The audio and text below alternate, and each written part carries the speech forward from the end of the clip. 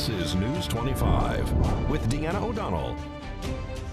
News 25, local news you can count on.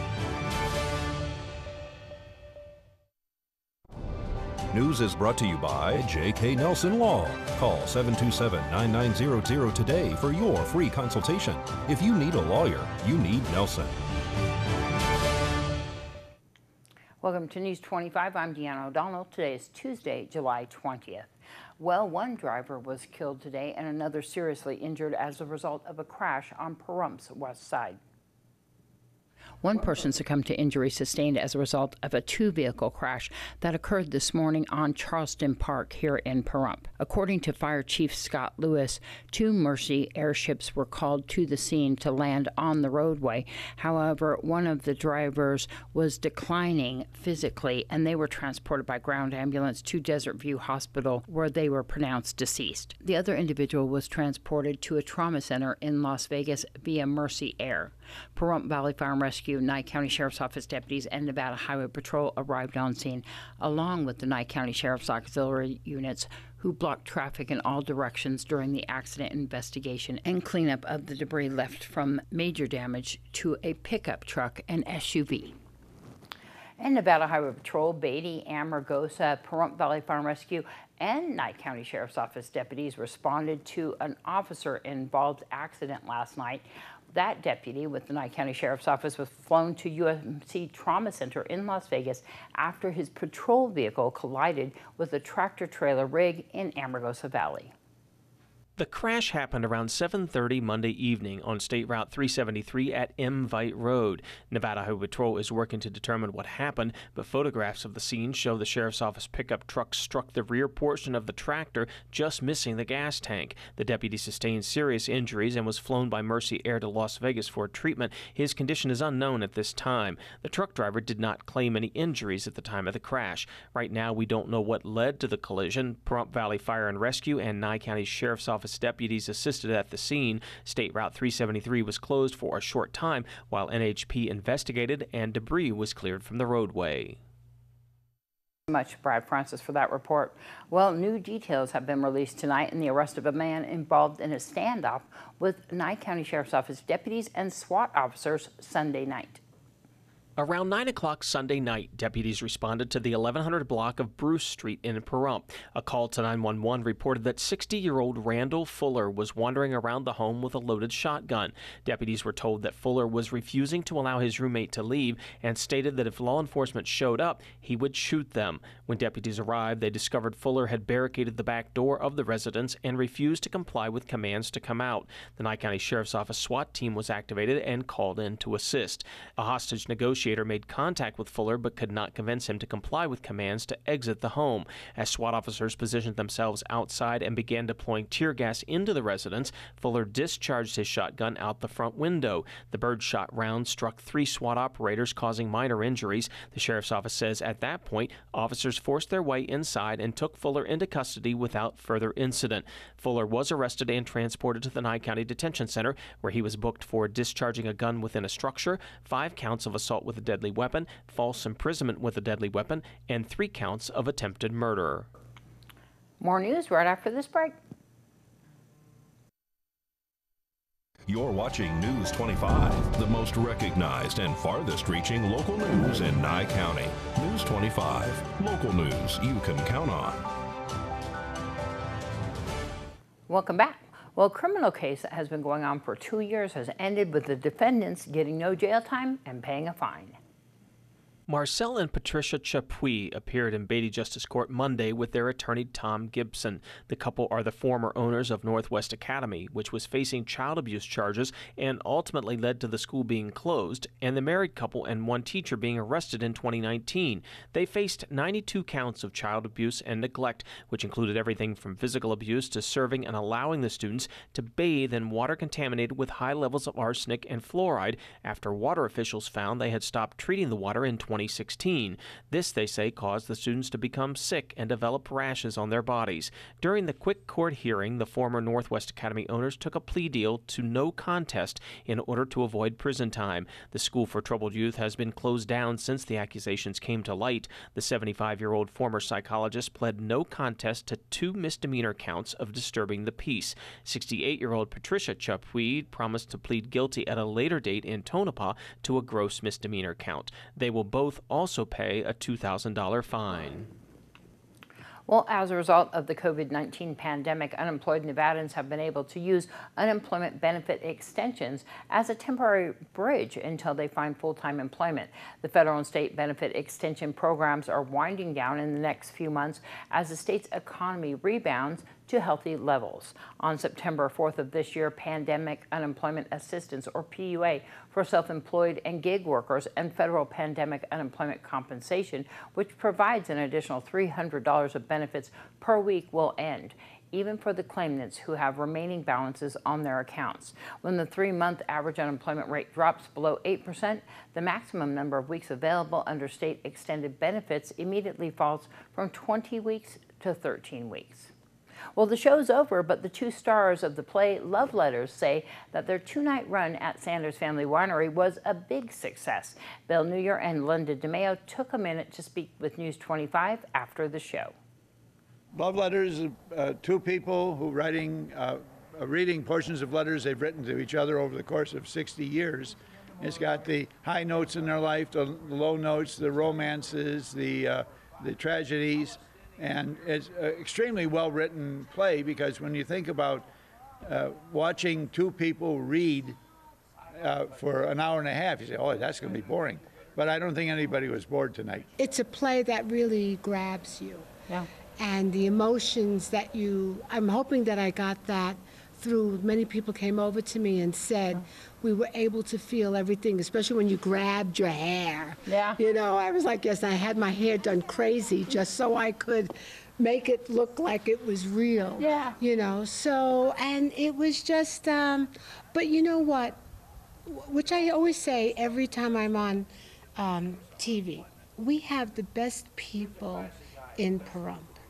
They support us, and even when we did a little faux pas, the people just went with the flow, right? Yeah. Billy, there was nobody, you know, yelling anything like, what's the matter with you 2 old folk or anything like that, you know? So I just love the folks in Pahrump, and I will always love them. Jack Sanders has gone over the top as far as helping out with this play. Beautiful venue, too. Yeah, beautiful. Yes, Yeah, beautiful the venue. professional lighting, even the weather's cooperated. Good job. And proceeds from that show benefit the Lions Club Student Scholarship Program. We'll be right back on the other side of this break. You're watching News 25, brought to you by Mountain West Lawyer, Injury Attorneys, 727-9500. News 25, local news you can count on. Welcome back to KPVM TV and Ace Country Radio. Well, if you started a quarantine garden, you're not alone. Many people began growing flowers and vegetables and herbs in this past year. Now that summer's here and the kids are out of school, this is a great way to get them involved. In today's Ask Angie segment, Bailey Carson offers some gardening tasks for every age group. Gardening and yard work are great ways to teach your kids about growth, life, and responsibility, while also providing some quality time together as a family. Bailey Karsten, a home expert from Angie, is here to offer some advice on lawn and gardening activities for kids of all ages. There are lots of benefits to including your kids in gardening projects. First, it's a great opportunity for them to get their hands dirty and to learn about how things grow and the earth. And of course, they'll really enjoy seeing their hard work pay off as the plants grow. Starting with the youngest kids up to 2nd or 3rd grade, try teaching them the basics of gardening. Help them water or repot plants, let them dig holes with plastic shovels, or give them simple responsibilities with window gardens. As they learn and show interest, you can add more responsibilities like planting seeds or clearing sticks and debris from an outdoor garden. Once your children are a little older, let's say 3rd grade and up, they can also be really helpful in the whole gardening process. Everything from picking out and planting the seeds to regularly watering them, thinking about picking some flowers to bring inside for an indoor arrangement, And then come fall, they'll be really great at helping to rake and bag leaves. Middle school is a great time to start introducing low-risk tools like rakes and pruning shears. Kids of this age can also take on more regular responsibilities that can also be fun, like designing and laying out stone paths, adding compost soil, hoeing and weeding gardens, or pruning plants of dead leaves. They can practice their math in helping design garden layouts by measuring out seed quadrants. Once your teens are high school age, then you can consider using this as a bonding time as well as a way to get some help with those more labor-intensive tasks. Teach them how to safely use a lawnmower, a weed trimmer, or even hedge shears. Encourage them to really take ownership of the process and feel proud of the work they're doing. Re-edging, lawn mowing, and weeding are great tasks for teens who are a little bit older. This is a great way to get the whole family involved in a shared activity, but keep in mind that there are some lawn tasks better left to the pros. Grading or resloping your lawn, installing sprinkler systems, and cutting down or removing trees or dead branches are some of the tasks that require the expertise and tools of a seasoned pro. When considering what projects to take on with your family, consider the 3 T's: time, tools, and talent. If any projects seem a little too dangerous or too daunting, that's a great time to call in a pro. Then you can spend the time focusing on the fun and achievable projects with your family. And afterwards, celebrate with a cold glass of lemonade and a family dinner made with homegrown vegetables from your garden. Do you have questions about your home projects or home care business? Tweet your question using hashtag AskAngie. That's hashtag AskAngie, and you may get some tips in an upcoming segment. That's my idea of fun. Well, teaching students to understand their own emotions and those of others is all part of the social and emotional work being done by a program known as Move This World. It's helping students' well-being and teaching them to be empathetic to others. It's in addition to a curriculum that one school says is making a huge difference for their students. Kim Martinez reports. When you hear the music, do a 5-second movement that reflects your favorite thing about your classroom community today. This is the first thing you'll see students doing almost every morning at Rolling Hills Elementary, a public school in Lancaster, Texas. To reflect what he or she appreciates most about our classroom community. It's called Move This World, and it's made a world of difference to these youngsters. If you're feeling down, Move This World kind of pump your energy up. So for the rest of your day, you will feel excited about anything you do. Move This World is a social emotional learning program. It helps our students with breathing techniques, to be aware of their emotions. They're able to communicate how they're feeling. To school principal Cherish Pipkins, getting the kids in a good place mentally, emotionally, and physically before learning starts each day is as simple as performing the fun yet impactful exercises with elements of counting, dancing, and breathing. We're going to take deep breaths to help us pay attention to how we're feeling. Just in 7 minutes is setting your students up to have a better day. Mrs. Pipkins says that the Move This World curriculum is not only important to her school, but it's critical for her students. They're more focused in class, and disciplinary referrals have plummeted. It's critical because our students, even our teachers, because they participate as well, are carrying so much during this time. Mae Jackson, mother of 9-year-old Trentavious, says Move This World has completely changed her son's behavior for the positive. It has kept Trentavious out of trouble. He was one of the ones that kind of always stayed in trouble. But he hasn't been in any trouble because he's learned how to maintain it with the techniques he's learned from Move This World. It helps my emotions when I get mad, when I'm feeling bad about myself. 4, 3, 2, 1. All of the children, from the youngest to the oldest, find themselves getting involved in the fun activities. They also realize there's a larger purpose here. They're each playing a role in moving this world. If I get upset or sad, it gives me time to think. Pay attention, everybody. It helps me because when I put myself in someone else's shoe, that means you're putting yourself in someone else's feelings. Help each other, everybody. It's like when you come to school and you do Move This World, everything changes. See you later. Thanks so much, Kim. Well, July is National Anti-Boredom Month. Did you know that? And there's probably a lot of parents out there looking for ways to keep their kids entertained as summer stretches on.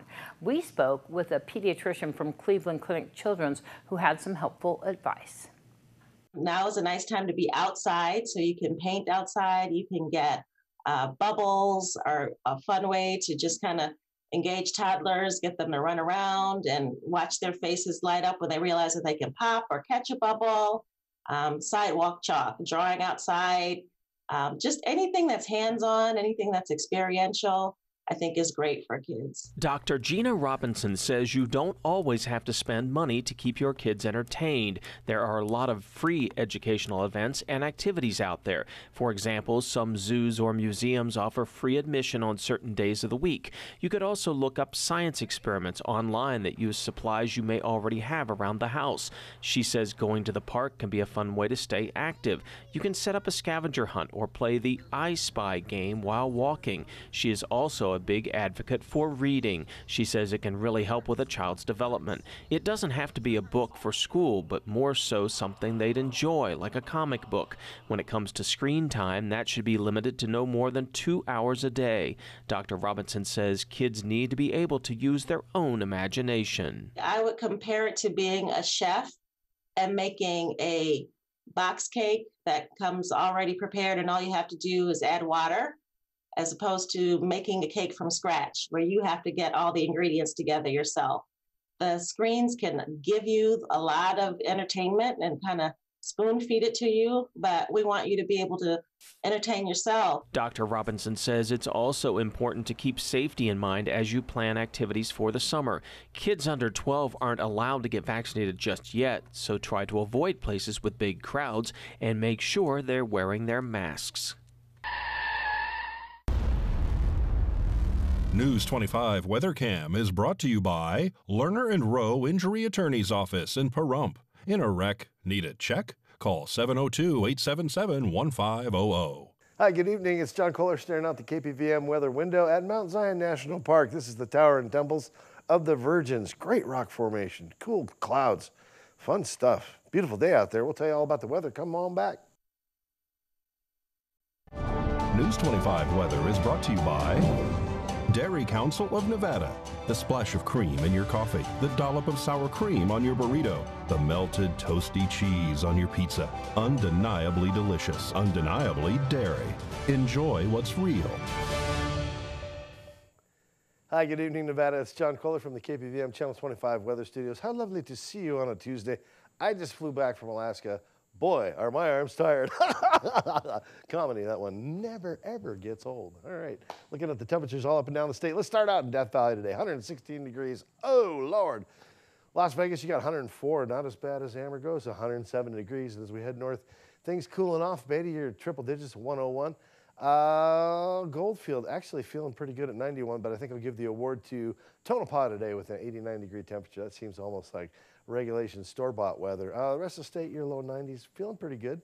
And here in Pahrump, the dusky desert jewel that stands out above all the others in Nye County, it's 102 degrees currently. 103 was our high today. South-southwesterly winds to 8 miles per hour. Felt like blowing out a birthday cake. Like, there you go. 5:41 a.m. The sun rose gloriously. In all its promise, it's going to set this evening about 7:58 p.m. and that'll look good under those partly cloudy skies. We'll head to about 82 degrees for a low tonight, and that humidity picking up 25%. Does that mean rain, or does that just mean lots more clouds? Let's take a look. Lots more clouds. Lots more clouds for the next couple days. It's building up to something significant on Friday. You see that 15% chance of rain, and that just means only 85% of you will be dry. The rest will be wet. How about that? Temperatures skating into the triple digits until Saturday. Sunday, Monday, Tuesday, we're going to see a nice cooling trend. Won't that be nice? And a big gully washer on Monday, kind of predicted. This far out, who knows what could happen, but pretty good chance of rain we're going to see towards start of next week, and the temperatures dropping down into the 90s. Won't that feel nice? Yes. All right, things to look forward to. There's your weather report, and back to the desk. Here is Deanna. Thanks so much, John. Good to have you back. And yeah, hoping for that rain, definitely. We're going to see how that pans out next week. Well, as required by the Federal Continued Assistance Act, the Nevada Department of Employment, Training, and Rehabilitation have announced the final phase of the upfront identity verification with ID.me for continuing unemployment insurance filers. ID.me is a next-generation identity platform providing digital identity proofing and verification, allowing legitimate claimants to access their benefits. All claimants who have not validated their identities through ID.me will be required to do so. This security measure has already been implemented for filers on pandemic unemployment assistance and new regular unemployment insurance claimants since May of this year. Those not able to verify through the self-service option can verify through their speaking with an ID.me representative. Claimants who have verified ID.me prior to the latest ID.me programming update should be able to log on to the ID.me account. For more information, you can find them on the web. That's going to wrap up this edition of News 25. I'm Deanna O'Donnell. Good night.